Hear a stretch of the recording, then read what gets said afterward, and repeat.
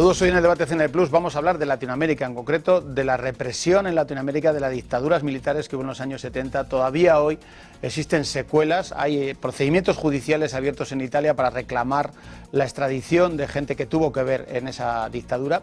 Está todavía coleando algunos de los flecos del Plan Cóndor, un plan que se hacía para exterminar a aquellos militantes contra las dictaduras que iban a otros países. Hay que pensar que en aquellos años prácticamente toda Latinoamérica era una dictadura militar. Vamos a hablar con dos personas que saben del asunto. Está con nosotros Javier Díaz Canseco, que es diputado, que es fundador del Partido Socialista de Perú, que ha sido víctima, podemos decir, de esa represión de las dictaduras militares y que estaba aquí en España y al que agradecemos su presencia por venir al debate CNE Plus. Muy amable, gracias. Muchas gracias. Está con nosotros Yolanda Bacaro, que es una periodista latinoamericana, una excelente periodista latinoamericana del diario El Comercio de Perú y que es conocedora también de este asunto. Muchas gracias por estar con nosotros. Muchas gracias. Aunque parece una pesadilla, más de 30 años después sigue habiendo flecos de esa represión, sigue habiendo elementos para la memoria. Hace unos días veíamos cómo Juan Gelman hablaba aquí en España con su nieta, su madre había desaparecido. El caso que nos trae hoy aquí es la justicia italiana ha pedido la extradición de dos individuos que, digamos, han tenido que ver con esa represión de los años 70 en Latinoamérica. Cuéntenos el caso.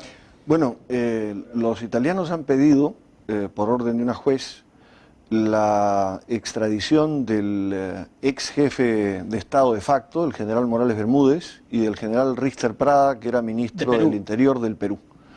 Ellos aparecen involucrados en las operaciones del Plan Cóndor, a la que el Perú se pliega tardíamente en relación a otros países de América Latina y donde se producen por lo menos tres hechos. Uno es el secuestro de un hombre que manejaba las cuentas de los montoneros en el Perú, según se le imputaba, y que es secuestrado camino a la universidad donde llevaba unos cursos de posgrado. Otra operación es la que tiene que ver con la detención y entrega al ejército argentino de 11 peruanos que somos detenidos en el transcurso de la preparación de un paro nacional contra la dictadura. Año más 1978, y somos entregados el 25 de mayo de ese año al ejército argentino en la localidad de Jujuy, indocumentados y a absoluta disposición del ejército argentino. Y de estos 11, cerca de 9 somos elegidos a la asamblea constituyente que había convocado el gobierno militar para salir del gobierno y traspasar. O sea que usted fue elegido mientras estaba preso. Correcto. Y luego terminé exiliado en Europa y me enteré de que había sido amnistiado y podía retornar a juramentar mi cargo estando en Barcelona, precisamente aquí en España por primera vez en 1978. La tercera operación fue la del secuestro de 4 ciudadanos argentinos, incluyendo la señora Gianotti de Molfino, que apareció muerta en un apartamento aquí en Madrid. Un apartamento de alquiler aquí en Madrid, en pleno verano, envuelta en una frazada. Año 80. 80. Año Junio, 80. Año 80. Julio del 80, sí. Yolanda Bacaro, esta historia, el caso de Javier Díez es un testigo que felizmente lo puedo contar, cuánta gente fatalmente no lo podría contar, pero el caso que ha citado de una mujer argentina que en el año 80 es asesinada en Madrid, en unos apartamentos. Háblenos del caso. Sí, bueno, el caso lo conocemos porque salta a la palestra con la detención de Pinochet, se abre un poco los sumarios del juez Garzón y tal, y en uno de estos apartados, en el sumario de Garzón, figura el caso Molfino, ¿no? El 12 de junio del 80, 4 montoneros en Lima son secuestrados por un comando argentino que lleva especialmente a Perú, evidentemente se supone con apoyo logístico del gobierno peruano de ese entonces, ¿no? Y al mes siguiente, en julio del 80, la señora Noemí Esther Gianotti de Molfino es encontrada muerta efectivamente aquí en Madrid. Es el único caso del Plan Cóndor que involucra a España por territorialidad. Incluso la Fiscalía de la Audiencia Nacional, que en su momento se opuso a que España sea competente en los procesos sobre las dictaduras argentina y chilena, tuvo que reconocer que España era competente únicamente para este caso. Luego se emitió la competencia para todos los casos por justicia universal. Y bueno, el ex senador Díaz Canseco es testigo directo también de este caso porque según cuenta Gustavo Molfino, hijo de la señora Noemí, él presencia desde una esquina cómo a su madre la secuestran, porque él ve que la casa está rodeada, ¿no?, por militares, de paisano, eso sí, pero él era experto, bueno, en fin, era muy joven, pero era bastante experto en temas de comandos y tal. Y él me ha contado a mí en entrevista para El Comercio, ¿no?, cómo él ve que este operativo llama a la madre le dice, sí, están aquí, pero sálvate tú que tienes toda la vida por delante. Y según cuenta Gustavo Molfino, él en ese momento llama a Javier Díaz-Canseco y a Antonio Mesa Cuadra, que eran diputados de izquierda en Perú, ¿no?, muy representativos, y ellos ayudan a Gustavo a esconderse durante esos días en Lima, porque si no, él era uno de los objetivos principales, eran 15 argentinos que eran objetivos de este comando, y él se salva gracias a la ayuda del señor Díaz-Canseco, entre otras personas, y me gustaría conocer cómo fue esta situación, porque luego de varios días que ellos lo ayudan, lo cobijan, él puede viajar a España a reconocer el cadáver de su madre, ¿no?, y de eso hay documentación periodística aquí abundante, y es un caso que está allí archivado, durmiendo, porque en realidad ese caso, en algún momento pienso yo, Gustavo tiene intención de reactivarlo, ya que la señora es asesinada y enterrada aquí en Madrid, en la Almudena, ¿no? Hay 3 procesos sobre este caso, uno en Italia, uno aquí y uno en la Argentina. Uno en España que lo lleva el juez Baltasar Garzón. Correcto. Este es un caso donde efectivamente el joven nos llamó, nosotros nos hicimos presentes en el lugar, pero ya lamentablemente los habían secuestrado. Luego conseguimos fotografías del momento en el que se les entrega en la frontera boliviana.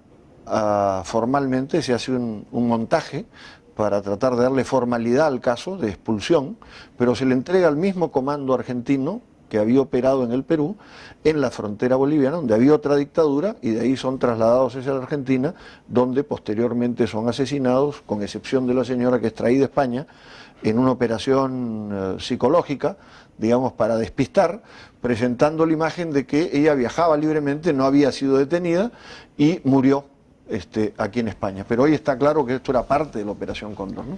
Sí, porque según la documentación y tal, lo que consta en el sumario, lo que ha contado Gustavo Molfino, ¿no?, porque ha habido, flecos que se han ido intentando unir, hay una Marcela, hija de Noemí, hermana de Gustavo, ella permanece desaparecida, ¿no? Son miles de los 30.000 detenidos desaparecidos que hay en Argentina, concretamente.